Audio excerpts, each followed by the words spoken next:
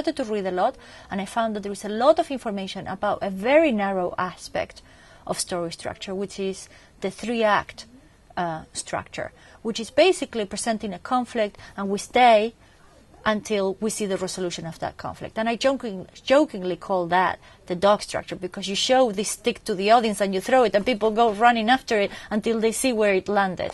And then because my degree had all this semiotic stuff and we watch a lot of international cinema, I studied the other types of structure that were more unfolding, where there was no conflict, where there was just life flowing, and I started to call that jokingly the cat structure, because you show the cat something that wiggles, that moves, and the cat comes closer and closer, and you can take them all through the room just by moving something piece by piece.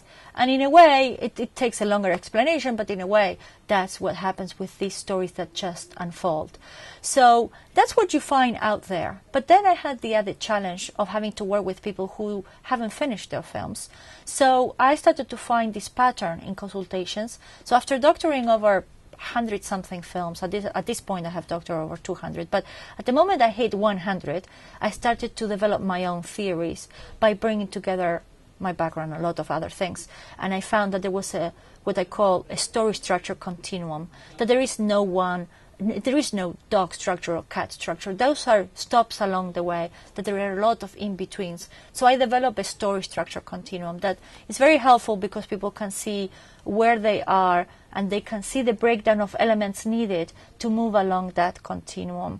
So that's a development in the last 2 years that I explain in the workshop and I'm trying to put into words now in my new book.